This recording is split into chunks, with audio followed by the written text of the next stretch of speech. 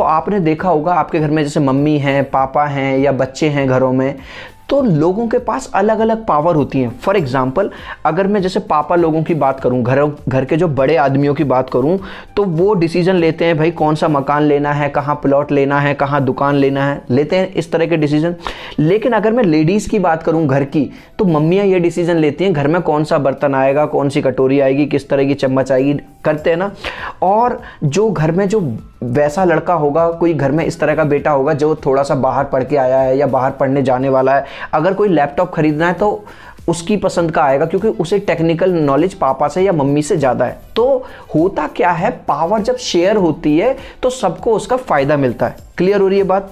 अब आगे देखो, क्लास 9th में आपने पढ़ा था कि जो पावर है वो गवर्नमेंट के किसी एक ऑर्गन के पास नहीं होती, वो बटी रहती है। भाई डेमोक्रेसी क्या होती है? To the people, for the people and by the people. अब वो ऑर्गन कौन कौन से हैं? जैसे अगर हम इंटेलिजेंट शेयरिंग ऑफ पावर की बात करें, यहाँ पर शेयरिंग की स्पेलिंग में एस गायब है, ठीक है, तो वो है लेजिस्लेचर के पास अपनी अलग पावर होती है, एग्जीक्यूटिव के पास अपनी अलग पावर होती है और जुडिशियल के पास अपनी अलग पावर होती है। ठीक है, ऐसा नहीं है कि सारी जो पावर है वो एक ही बॉडी के पास होगी। इतनी बात क्लियर हो रही है?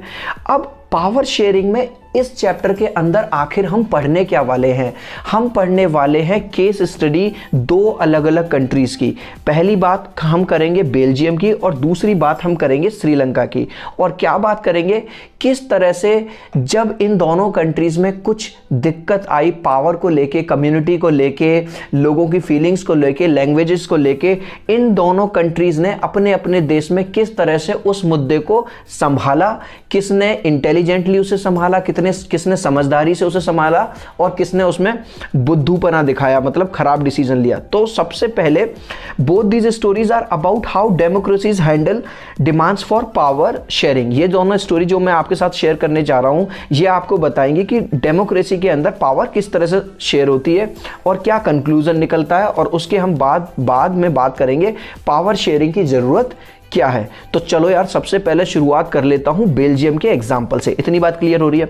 सबसे पहले तो यार एक बात समझ लो, जो बेल्जियम है ना वो बहुत छोटा सा कंट्री है। कितना छोटा है? जितना बड़ा हमारा हरियाणा है ना, एक स्टेट हरियाणा, जितना उसका एरिया है उससे भी कम है। ठीक है, इतनी बात क्लियर होगी? बेल्जियम कैसा है बताओ? कंट्री छोटा है या बड़ा? छोटा है। और एरिया कितना है? जितना हमारा हरियाणा का एरिया उससे भी कम एरिया है। चलो, आई होप कि इतनी बात क्लियर हो रही है। Belgium has population little over than 1 crore. और बेल्जियम की पॉपुलेशन लगभग कितनी है? 1 करोड़ से थोड़ी सी ज़्यादा है। यानी कि हमारे हरियाणा की पॉपुलेशन इसकी डबल है।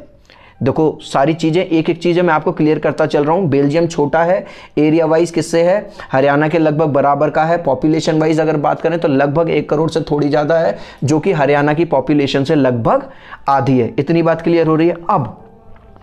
अब हम बात करेंगे बेल्जियम के अंदर जो लोग रहते हैं वो कौन सी लैंग्वेज बोलते हैं। देखो, बेल्जियम के अंदर जो लोग रहते हैं 59% डच स्पीकिंग लोग हैं। अब बच्चा कहेगा डच क्या है? डच एक लैंग्वेज है, जैसे हम कोई हिंदी बोलता है, कोई इंग्लिश बोलता है, कोई तमिल बोलता है, कोई मलयालम बोलता है। तो 59% यानी कि जो मेजॉरिटी ऑफ पीपल हैं किसके अंदर? बेल्जियम के अंदर, वो डच बोलते हैं। 40% लोग क्या बोलते हैं?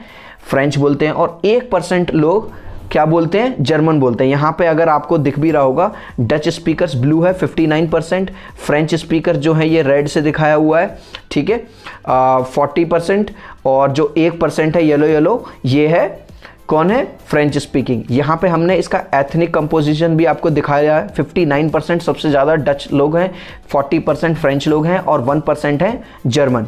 अब अगर मैं आगे बढ़ने से पहले अगर आपसे ये पूछूं कि ये बताओ कि इस कंट्री के अंदर किसका बोलबाला होगा, कौन से लोगों का, तो आप कहोगे सर इसमें ऐसा बड़ा क्वेश्चन क्या है? ओबियसली जब जिसकी मेजॉरिटी है, मेजॉरिटी डच लोगों की है, तो इन्हीं का बोलबाला होगा। जी हाँ, लेकिन थोड़ा सा कुछ अलग है, वो हम बात करेंगे। अब जो कैपिटल है किसकी? बेल्जियम की, वो है ब्रुसेल्स। देखो, एक एक चीज यार याद रखना, बस आप पूरा ध्यान यहीं पे लगा के रखो। क्या क्या बताया आपको? वो छोटी सी जगह है, हरियाणा से भी आधी उसकी पॉपुलेशन है, और 59% लोग डच स्पीकिंग है, 40% फ्रेंच बोलते हैं, 1% जर्मन बोलते हैं, और इसकी जो कैपिटल है वो है ब्रुसेल्स। ठीक है यार, यहाँ पे मैं आपको बताना भूल गया, इसका प्लीज स्क्रीनशॉट ले लो। यहाँ पे ले लो एक तो स्क्रीनशॉट, ठीक है। अब ब्रुसेल्स का केस थोड़ा सा अपोजिट है। ब्रुसेल्स में बिल्कुल उल्टा है। ब्रुसेल्स में 80% लोग फ्रेंच बोलते हैं और 20% लोग डच बोलते हैं। देखो, अगर आप ध्यान दे रहे हो तो मैंने यहां पे क्या दिखाया था आपको, यहां पे दिखाया था पूरी कंट्री की अगर मैं बात करूं तो पूरे कंट्री के अंदर यार लगभग 60% यानी जो 59% लोग हैं वो डच बोलते हैं, यानी कि जो मेजॉरिटी है वो डच बोलने वाले लोगों की है, फ्रेंच वालों की नहीं है। लेकिन अगर इस कंट्री की कैपिटल की बात करूं, ब्रुसेल्स की बात करूं, तो वहां बिल्कुल उल्टा आंकड़ा है। वहां पे भाई साहब 80% लोग फ्रेंच स्पीकिंग है और 20% डच स्पीकिंग है। इसका मतलब मेजॉरिटी में कुछ प्रॉब्लम आ रही है भाई। अगर वो वहाँ पे अपनी चलाएंगे, अगर ये यहाँ पे अपनी चलाएंगे, ये कहेंगे जी हमारी चलेगी, तो ये कहेंगे ब्रुसेल्स के अंदर हमारी चलेगी, हम तो फ्रेंच बोलेंगे। इसका मतलब क्या होगा, लोगों के बीच में लड़ाई झगड़ा हो सकता है। ब्रुसेल्स के अंदर हमने क्या देखा, 80% लोग, यहाँ पे मैंने 8 लोग दिखाए हैं फ्रेंच स्पीकिंग है और 20% केवल 2 लोग मैंने दिखाए हैं डच स्पीकिंग की बात करते हुए, जो कि एक अपोजिट सिनेरियो है, बिल्कुल अलग सिनेरियो हो गया। ठीक है, अब मैं आगे बढ़ रहा हूं। अब भाई साहब क्या हुआ 1950s में और 1960s की अगर मैं बात करूं तो कहीं ना कहीं दोनों कम्युनिटी के लोगों में एक आक्रोश है। भाई जाहिर सी बात है, आपने अपने इंडिया में सुना होगा हिंदू मुसलमान होती रहती है भाई साहब, क्योंकि लोग तो ये समझने के लिए तैयार नहीं है कि चाहे हिंदू हो चाहे मुस्लिम हो, सब आपस में मतलब वी आर ब्रदर्स, हम ब्रदरहुड हैं, हमें एक ईश्वर ने बनाया। लेकिन आजकल के लोग ये वाली बात नहीं समझते। तो 1950-1960 के दौरान क्या हुआ, इन कम्युनिटी में थोड़ा सा आक्रोश आ गया कि हमारी चलेगी, कि हमारी चलेगी, हमारी चलेगी। अब भाई साहब यहाँ के जो लीडर्स थे वो चिंता में पड़ गए कि अगर ये हमारे कंट्री के लोग आपस में लड़ने लग गए तो आपको पता ही है उसका मजा कोई तीसरा ले जाएगा। ठीक है, अब क्या हुआ, जो बेल्जियंस के लीडर्स थे, अब जो लीडर हैं यहाँ दिख रहे हैं ये लीडर्स, इन लोगों ने अपनी बैठक रखी, इन्होंने सोचना शुरू कर दिया यार क्या उपाय करें, क्या ऐसा तरीका निकालें कि भाई साहब दोनों जगह बैलेंस बैठ जाए और हर जगह मतलब जो डच लोग हैं वो भी खुश रहें और जो फ्रेंच स्पीकिंग है वो भी खुश रहें। तो ये इन लोगों ने इस वाले कंक्लूजन पे आए, we need to respect every community and language. इन्होंने सोचा कि भैया एक ऐसा हल निकालना पड़ेगा जिसमें हर लैंग्वेज बोलने वाले को, चाहे वो डच बोल रहा है, चाहे वो फ्रेंच बोल रहा है और चाहे वो फ्रेंच बोल रहा है, सबको सम्मान दो, सबका आदर करो और सबकी सुनो, तभी ये कंट्री ध्यान से चल सकता है। तो बड़ा अच्छा डिसीजन लिया। अब क्या किया इन लोगों ने, ये जो लीडर्स थे, between 1970 and 1993 they amended their constitution. Constitution क्या होता है, संविधान, जैसे हमारे भारत का अलग संविधान है। इन्होंने 1970 से लेके 1993 तक अपने कॉन्स्टिट्यूशन में 4 बार अमेंडमेंट्स लाए। अमेंडमेंट्स का मतलब संशोधन, नए कानून लाए, so as to work out on an arrangement that would enable everyone to live together within the same country.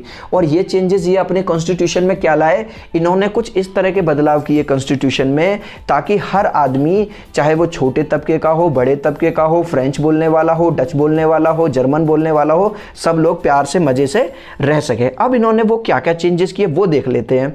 Elements of Belgian model, ये बहुत इंपॉर्टेंट क्वेश्चन है, ये आपके सीबीएसई में अक्सर पूछ लिया जाता है, क्या क्या उन्होंने, क्या मॉडल था उनका। तो मॉडल नंबर 1 एलिमेंट, पहला जो उनका एलिमेंट था वो ये था, number of Dutch and French speaking ministers shall be equal in the central government. अब देखो यार, मैंने शुरुआत में क्या बताया था, मैं दोबारा ले चल रहा हूं आपको वहीं पे। मैंने आपको शुरुआत में ये दिखाया था कि जो अगर मैं ऑल ओवर बेल्जियम की बात करूं तो डच वाले लोग ज़्यादा थे, ठीक है, 59% थे। तो इन्होंने क्या कहा कि भैया भले से डच लोग ज़्यादा हों, लेकिन सेंट्रल गवर्नमेंट के अंदर जब भी कोई गवर्नमेंट बनेगी तो उसमें डच बोलने वाले और फ्रेंच बोलने वाले जो मिनिस्टर्स होंगे वो बराबर होंगे। जैसे मैंने डायग्राम में भी दिखा रखा है, अगर भाई साहब फ्रेंच स्पीकिंग वाले 4 होंगे तो 4 ही डच बोलने वाले होंगे। इतनी बात क्लियर हो रही है आपको। Thus no single community can make decisions unilaterally, ताकि कोई भी डिसीजन है, कोई भी एक पर्टिकुलर कम्युनिटी अपनी पावर से नहीं बना सकती। क्यों? क्योंकि अगर मैं बात करूं सेंट्रल की, तो सेंट्रल में किसकी पावर ज़्यादा थी बताओ? डच की, क्योंकि वो 59% थे। लेकिन रूल ये बना दिया भाई साहब भले से तुम 59% हो, लेकिन जब सेंट्रल गवर्नमेंट बनेगी तो 50% डच बोलने वाले लोग होंगे मिनिस्ट्री में और 50% कौन से लोग होंगे? आप फ्रेंच बोलने वाले लोग होंगे। और कोई भी जब भी डिसीजन लिया जाएगा तो दोनों पार्टीज़ के, यानी दोनों तरफ के मिनिस्टर्स को मिला के लिया जाएगा और जिस तरफ ज़्यादा वोट पड़ेंगे वो डिसीजन ले लिया जाएगा। इसका यार स्क्रीनशॉट ले लो, आपको बड़ा काम आएगा। ठीक है, मज़ा आ रहा है यहाँ तक? आगे बढ़ जाऊँ। दूसरा, many powers of the central government were given to the state government. अब आपको पता है बड़ी बड़ी होती है, जैसे इस टाइम अगर इंडिया की बात करूं तो मोदी जी हैं पावर में, सेंट्रल में है, ठीक है, और फिर छोटे छोटे स्टेट में अलग अलग है। तो सेंट्रल पावर वैसे बड़ी होती है सेंट्रल गवर्नमेंट, लेकिन सेंट्रल गवर्नमेंट की कुछ पावर किसको दे दी गई? स्टेट गवर्नमेंट को दे दी गई, यानी ऊपर से नीचे ले आए। State governments are not subordinate to the central government. Subordinate का मतलब होता है जूनियर या कोई छोटा। तो जो स्टेट गवर्नमेंट थी अब वो उनकी सबऑर्डिनेट नहीं रहेगी, उनके अंडर में, उनके प्रेशर में काम नहीं करेगी। देख रहे हो यहाँ पे मैंने एक डायग्राम इस तरह से दिखा रखा है कि जो पावर है वो शिफ्ट हो गई किसकी तरफ? इधर शिफ्ट हो गई, सेंट्रल से कहाँ शिफ्ट हो गई? स्टेट की तरफ शिफ्ट हो गई। यहां तक क्लियर हो रहा है? तीसरी बात, अब आपको मैंने बताया था ब्रुसेल्स का केस बिल्कुल अलग था। ब्रुसेल्स में क्या था, क्या बताया था, दोबारा दिखा देता हूं आपको। ब्रुसेल्स के अंदर 80% लोग फ्रेंच बोलते थे और 20% डच बोलते थे। अब ब्रुसेल्स का क्या करें? तो ब्रुसेल्स के लिए क्या किया? Brussels has a separate government in which both the communities has equal representation. Brussels के अंदर एक अलग गवर्नमेंट बनाई गई जिसके अंदर डच बोलने वाले लोग भी और फ्रेंच बोलने वाले लोग भी बराबर बराबर बनाए गए, इक्वल रिप्रेजेंटेशन बनाई गई। अब तुम ये सोचोगे कि सर ब्रुसेल्स के अंदर तो फ्रेंच बोलने वाले लोग 80% थे और 20% ही लोग थे डच बोलने वाले, तो फिर ब्रुसेल्स के अंदर जब गवर्नमेंट बनी तो दोनों को 50-50% क्यों दिया गया? तो इसका आंसर ये है क्योंकि जब सेंट्रल गवर्नमेंट बनी थी, भाई जब सेंट्रल गवर्नमेंट बनी तो वहाँ डच बोलने वाले ज़्यादा थे। अगर मैं ऑल ओवर कंट्री बात करूँ तो डच वाले लोगों ने भी तो फ्रेंच वाले लोगों को सम्मान दिया। उन्होंने कहा कि चलो भाई हम 50%। तो जब उन्होंने उन्हें सम्मान दिया, डच वालों ने फ्रेंच वालों को सम्मान दिया, तो फ्रेंच वालों ने कहा यार भले से यहाँ पे ब्रुसेल्स में हम पावरफुल हैं, लेकिन सेंट्रल में क्योंकि इन्होंने हमें पावरफुल दिया, हमें 50% का अधिकार दिया, तो ब्रुसेल्स के अंदर हम भी इन्हें 50% का अधिकार देंगे। समझ में आ गया? यानी ये वही वाली बात है कि जरूरत पड़ने पर आपने अपने पड़ोसी की हेल्प की, और जब आपका कोई टाइम पड़ा या आपका कोई खराब टाइम आया तो उसने आपकी हेल्प करी, तो दोनों लोग मिलजुल के रहे और कुछ भी खराब चीज नहीं हुई और सब कुछ बढ़िया हो गया। तो सही है। ये वाला क्वेश्चन अगर आता है कि what was the reasons that even in Brussels the government was divided into 50-50%, तो रीजन यही था क्योंकि फ्रेंच लोगों ने जब ये देखा, जब सेंट्रल गवर्नमेंट बनाई गई तो सेंट्रल गवर्नमेंट के अंदर डच लोगों ने 50% हिस्सा किसको दिया? फ्रेंच वालों को, और 50% अपने पास रखा। जब उन्होंने वहां पे बराबरी दिखाई तो नेकी है ना, तो इन्होंने भी नेकी का काम किया, इन्होंने भी यही वाला बढ़िया काम किया। The French speaking people accepted equal representation in Brussels because the Dutch speaking community, क्योंकि जो डच स्पीकिंग कम्युनिटी थी accepted equal representation in the central government. ठीक है ना। अब देखो दोनों साइड के लोग मजे से, देख रहे हो क्या मजे कर रहे हैं भाई साहब, दोनों लोग खुश हो गए। अब इसके अलावा क्या हुआ? सेंट्रल गवर्नमेंट बन गई, स्टेट गवर्नमेंट बन गई और ब्रुसेल्स की एक अलग गवर्नमेंट बन गई। इसके अलावा एक और गवर्नमेंट बनी जिसे हम बोलते हैं community government. Apart from central and the state government there is a third kind of government. कौन सी गवर्नमेंट बनी? Community government. इस गवर्नमेंट का काम क्या था? This government is elected by people belonging to one language community, Dutch, French and Germany. बच्चा कह रहा सर समझ में नहीं आ रहा क्या बता रहे हो।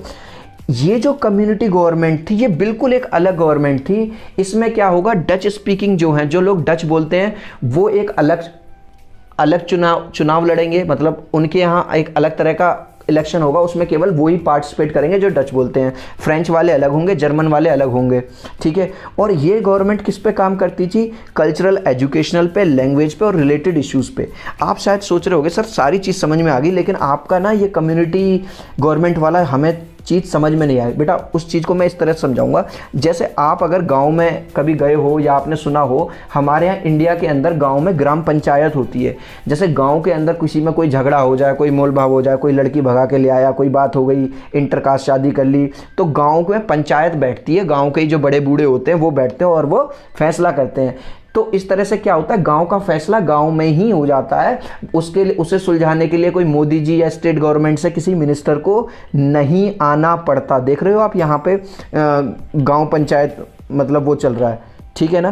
तो अब क्या हुआ, ये जो बेल्जियम मॉडल है ये थोड़ा सा कॉम्प्लिकेटेड मॉडल है, लेकिन Belgium model is complicated, but it is successful so far, and it helped to avoid civic strife between two major communities. अब मैं आप लोगों से एक क्वेश्चन पूछता हूँ वीडियो ख़त्म करते टाइम, वो ये, मुझे ये बताओ, अगर वहाँ के मिनिस्टर्स, अगर वहाँ के लीडर्स ये वाला इंटेलिजेंट डिसीजन ना लेते कि भाई दोनों कम्युनिटी को बराबर सम्मान दिया जाए, दोनों की लैंग्वेजेस का सम्मान किया जाए, तो क्या ये शांति व्यवस्था बन पाती? नहीं बनती ना। तो इसका जो क्रेडिट जाता है वो यहाँ के लीडर्स को जाता है कि उन्होंने इस वाली बात को समझा। भले से फ्रेंच लोग कम हैं, लेकिन उनकी लैंग्वेज को और उनकी फीलिंग्स को हमें सम्मान देना पड़ेगा, डच वालों को भी सम्मान देना। और ये ही रीज़न है कि ये जो पूरा देश है वो एकजुट हो गया, इकट्ठा रह गया और सारे लोग मस्त रह गए। ठीक है, अगले वीडियो में हम बात करेंगे श्रीलंका के केस को। अगर मेरा ये तरीका आपको पसंद आया हो तो यार लाइक कर देना और कमेंट करके मुझे ज़रूर बताना क्या आपको सेकंड पार्ट का इंतज़ार रहेगा। और इंग्लिश बाबा चैनल पर पहली बार आए हो तो चैनल को सब्सक्राइब कर लो। और मुझसे जुड़ना चाहते हो इंग्लिश बाबा से तो मेरा नंबर लिख लो 8059041145 80 590 411 45। हमारे ब्रॉडकास्ट व्हाट्सएप ग्रुप से जुड़ना चाहते हो तो मुझे आप इस नंबर पर 8059041145 पे आप मुझे कॉल या मैसेज कर सकते हो। बाय।